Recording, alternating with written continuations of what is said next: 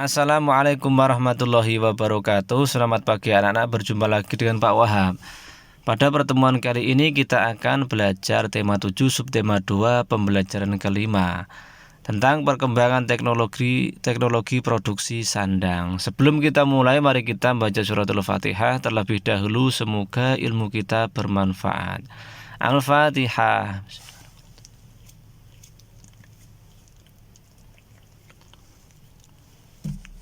Baik, silahkan dibuka bukunya tema 7, subtema 2 pembelajaran kelima sambil menonton video ini ya. Rekaman ini. Udin dan teman-temannya bersyukur karena memiliki pakaian. Mereka ingin tahu siapa saja yang terlibat dalam pembuatan pakaian. Mari kita belajar bersama mereka. Ini bacalah teks berikut dengan teliti. Dari bahan dasar sampai ke pasar, pakaian berasal dari bahan dasar yang berbeda. Ada yang berasal dari kapas dan serat daun, ada yang berasal dari bulu domba dan serat sutra. Bahan dasar pakaian banyak didapat dari lingkungan sekitar. Petani dan peternak menyediakan bahan dasar pakaian. Petani menyediakan kapas dan beberapa jenis daun. Bulu domba disediakan oleh peternak domba. Serat sutra disediakan oleh peternak ulat sutra. Seperti ini ya gambarnya. Ada domba. Seperti itu ya cara pengolahannya atau petani-petani. Bahan dasar dikumpulkan dan dibawa ke pabrik pemintalan. Pemintal memintal bahan dasar di pabrik pemintalan. Mereka memintal bahan dasar menjadi benang. Pemintalan dilakukan dengan mesin-mesin modern. Benang yang telah dipintal dibawa ke pabrik kain. Penenun menenun benang menjadi kain. Mereka menenun dengan mesin modern. Kain hasil tenunan dibawa ke tukang jahit. Penjahit menjahit kain menjadi baju. Mereka menjahit berbagai jenis baju. Mereka menjahit dengan mesin yang canggih. Baju yang dihasilkan dibawa ke pasar untuk dijual. Keberagaman pekerjaan membuat hidup menjadi lebih mudah. Kita memiliki pakaian karena bantuan petani dan peternak. Kita dapat mengenakan pakaian karena bantuan pemintal dan penenun. Kita memiliki baju karena bantuan penjahit. Nah, seperti itu ya. Proses pengolahannya ini petani ya. Nah, ini proses pengolahan penjahit menjadi baju. Kamu sudah membaca teks dari bahan dasar sampai ke pasar. Siapa saja yang terlibat dalam pembuatan pakaian? Lengkapi tabel berikut berdasarkan teks. Ya, seperti ini ya. Pembuatan pakaian, ada siapa, mengerjakan, di mana, menghasilkan. Yang pertama adalah petani kapas, mengerjakan menanam kapas. Yang dikerjakan yaitu menanam kapas. Di mana? Di kebun. Yang dihasilkan adalah kapas. Sedangkan peternak domba dan sutra yaitu mengerjakan memelihara domba dan ulat sutra, di mana tentunya di kebun, menghasilkan bulu domba dan kepompong sutra. Pemintal memintal kapas, pabrik pemintalan, kemudian yang dihasilkan adalah benang. Penenun yaitu yang dikerjakan adalah menenun benang di pabrik kain, menghasilkan kain. Nah, kemudian kain baru tukang jahit, yaitu pekerjaannya menjahit. Di mana tempat penjahitan yang dihasilkan adalah baju. Ini ya prosesnya seperti itu ya, dari bahan dasar sampai ke pasar. Maksudnya sampai ke pasar itu sudah dijual menjadi pakaian ya. Amati kembali tabel di atas. Apa yang akan terjadi jika tidak ada orang-orang pada tabel seperti zaman dahulu? Ceritakanlah pendapatmu di depan kelas. Ya, ini ya. Ini contohnya menceritakan pendapatnya di depan kelas. Kira-kira apa yang diceritakan oleh siapa? Udin ya. Ini ya. Jika tidak ada petani kapas, peternak domba, peternak ulat sutra, pemintal, penenun dan tukang jahit, kita tidak akan dapat memakai baju seperti yang sedang dipakai sekarang. Ya, ini ya. Kesimpulan yang diceritakan oleh Udin. Amati kembali tabelmu, berdiskusilah dengan teman di sebelahmu tentang jasa setiap pekerjaan. Sampaikan kesimpulan diskusimu kepada temanmu yang lain. Ya, seperti ini. Ini contoh kesimpulan diskusi. Kalian boleh menyimpulkan tidak seperti yang dicontohkan oleh Pak Wahab seperti ini ya. Orang-orang yang berjasa membuat pakaian. Setiap pekerjaan yang ada di sekitar kita memiliki peran masing-masing. Petani kapas berperan menanam kapas, peternak domba dan peternak ulat sutra berperan menghasilkan bulu domba dan kepompong ulat sutra. Pemintal berperan mengubah itu bukan mengubah, tapi mengubah serat kapas, serat sutra dan bulu domba menjadi benang. Sementara penenun kain berperan mengubah benang menjadi kain, tukang jahit berperan mengubah kain menjadi pakaian jadi. Sehingga jadilah baju yang kita pakai seperti sekarang ini.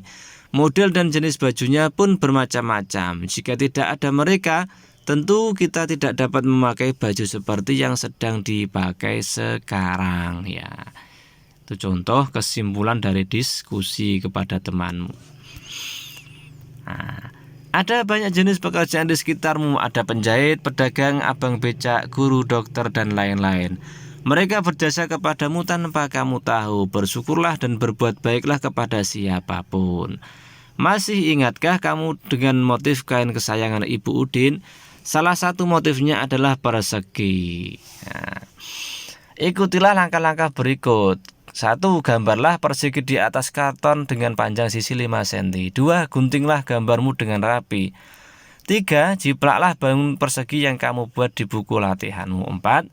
Tentukan titik pusatnya. 5. Letakkan karton persegimu tepat di atas gambar persegi yang kamu buat. 6. Cobalah memutar karton persegimu searah jarum jam. 7. Apakah bangun datar tersebut dapat memenuhi garis yang kamu buat dengan tepat? 8. Cobalah putar lagi sampai menempati posisi semula. 9. Berapa kali putaran persegi dapat menempati bingkainya? Apabila diputar 1 kali putaran penuh ya, kita coba lihat bersama-sama. Nah, ini ada sisinya, ada A, B, C, D namanya ya. Kemudian perhatikan A-nya ada di atas sebelah kiri ya. Setelah diputar, nah ini searah jarum jam, A-nya pindah ke kanan ya. Nah, ini ada petunjuk panahnya ke bawah. Setelah ke kanan, perhatikan lagi ya, A-nya bergeser ke bawah kanan. Itu sudah 3 kali putaran. Setelah di bawah yang kanan, A-nya geser ke bawah sebelah kiri. Lalu kemudian yang terakhir kembali lagi ke atas sebelah kiri. Jadi persegi itu dapat diputar menempati bingkainya ada 5 kali putaran seperti gambar ini. 1, 2, 3, 4, 5 ya. Jika kurang paham silahkan menggambar sendiri, dicoba kira-kira apakah betul 5 kali putaran seperti ini ya. Silahkan. Nah, beberapa bangun datar memiliki simetri putar. Simetri putar adalah banyak putaran yang dapat dilakukan pada suatu bidang datar dengan ketentuan. Hasil putaran menutupi pola yang sama dengan ketika sebelum diputar. Putaran kurang dari 1 putaran kemudian memiliki titik pusat ya. Di atas adalah contoh dari segitiga. Kondisi awalnya seperti itu. Setelah diputar 1/3 putaran berlawanan arah dengan jarum jam. Nah, ya perhatikan A-nya geser ke sana ya. Kemudian yang bawah kondisi awal seperti itu. Setelah diputar 2/3 putaran berlawanan arah dengan arah jarum jam, A-nya ke atas ya, bukan ke bawah ya. Itu contohnya segitiga. Buatlah percobaan dengan bentuk bangun datar yang lain. Cobalah juga dengan sembarang bangun datar. Lakukan langkah-langkahnya seperti pada halaman sebelumnya. Catatlah hasil percobaanmu pada tabel berikutnya. Nah, ini gambar tabelnya seperti itu. Beri tanda centang jika memiliki dan silang jika tidak memiliki. Ini contohnya. Nah, kalian bisa membuat bangun datar yang lain yang tidak sesuai dengan contoh yang telah saya contohkan ya. Nah, nomor 1, bangun datarnya persegi panjang. Apakah memiliki simetri putar? Dicentang berarti iya. Nah, banyaknya berapa? Nah, 2. Nomor 2, segitiga sembarang. Apakah memiliki simetri putar? Disilang berarti tidak. Nah, 3. Layang-layang, apakah memiliki simetri putar? Silang lagi berarti tidak. Banyaknya juga kosong atau tidak mempunyai. Yang keempat, jajar genjang, apakah memiliki simetri putar? Oh, ternyata dicentang, berarti memiliki. Berapa banyaknya? 2. Nah, yang 5 atau yang terakhir adalah trapesium, apakah memiliki simetri putar? Disilang, berarti tidak. Banyaknya juga kosong karena tidak memiliki simetri putar. Silahkan mencari bangun datar yang lain, boleh tidak sama dengan yang dicontohkan oleh Pak Wahab. Baik anak-anak, mungkin hanya itu yang bisa saya sampaikan. Semoga bermanfaat. Kurang lebihnya mohon maaf. Wassalamualaikum warahmatullahi wabarakatuh.